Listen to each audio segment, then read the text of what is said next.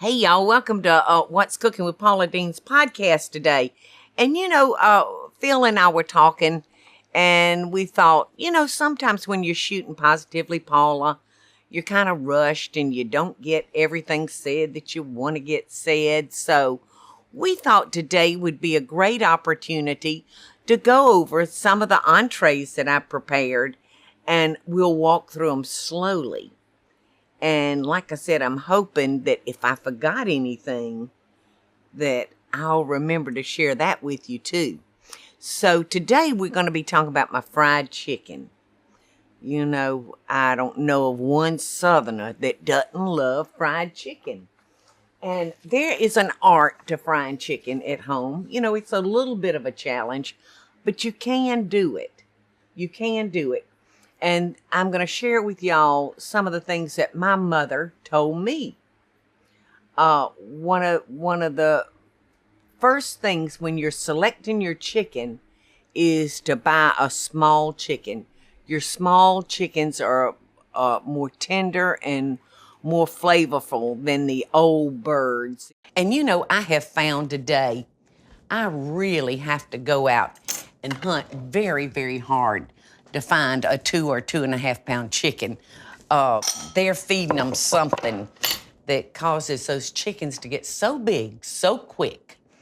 And a small chicken to this day is still the best. My mother always said, Paula, don't go bigger than a 2.5 pound chicken. But that's a tall order for today. But these breasts are so big. Look, they're the size of my face. That's a breast. So I like to buy like a 2.5 pound bird. That's the perfect size.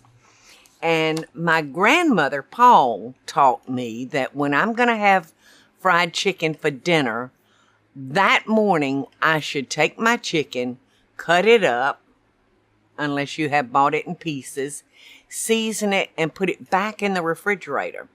And let it have that day to drink up the seasonings that you put on it.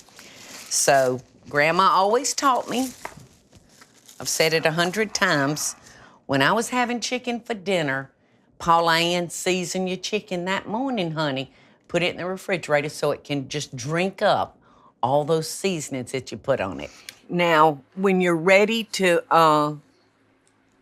start your supper, you'll want to take your chicken out and let it sit on the counter, maybe for an hour. It'll be all right. You want to just let some of that chill get off your chicken, because we're going to be frying this and we're going to be putting it in hot grease, and we don't want our temperature to fall any more rapidly than we can help. The space that you live in really affects the way you feel. So my first recommendation is start by updating your window treatments with Smith & Noble. Smith & Noble's beautiful handcrafted blinds, drapes, shades, and shutters are custom-made just for you, and they offer different service options to fit your needs. To get started today, contact Smith & Noble to get my special limited-time offer, 25% off on your window treatments, plus free design consultation. Create a space that you're gonna love. For details about my special offer, go to smithandnoble.com/Paula. That's smithandnoble.com/Paula, or call 1-800-659-3300. That's 1-800-659-3300. I like to take my chicken out and let it sit on the counter for about 45 minutes to an hour. I like to kind of bring it down to room temperature, because when we add it to our hot oil, if it's ice cold, it's going to drop that temperature, and that could really give you soggy chicken. So just remember that tip. But you'll find that will really give you a nicer fried chicken if you'll do that. Now, at the Lady & Sons and at home when I'm cooking chicken, I will take, say, if I'm frying one chicken, y'all, I'll take maybe 2 eggs and a half a cup of Paula Deen hot sauce. If you don't have Paula Deen hot sauce, then a good Lousiana hot sauce will certainly be okay. And you beat that with your 2 eggs and add, maybe 1/4 of a cup of water. You beat that up real good, and then you let your chicken kind of soak in that. And you can leave it for 30 seconds or 30 minutes. It's really not a problem. I've got 3 eggs, 3 beaten eggs, a little water, and now I'm going to add a cup of my hot sauce. And I know right now you're probably saying, whoa, Paula, that's going to be so hot we can't eat it. But it's really not. You don't have any of the heat, but just the flavor. That's all you're going to have. So we're going to dunk our chicken. And I really like, if I have time, y'all, I like to go ahead and put this in the refrigerator and let this sit for a couple of hours.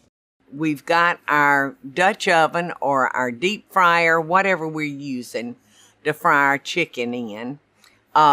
We want to fill it like 3/4 of the way full with peanut oil.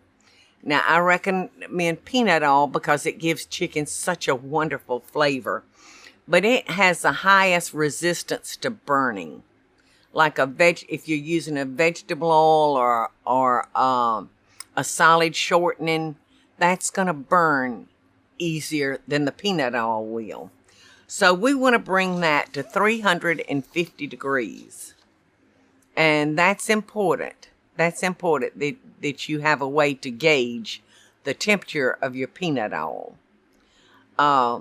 So we're going to shake the egg mixture off of our chicken, and we're going to roll it in self-rising flour.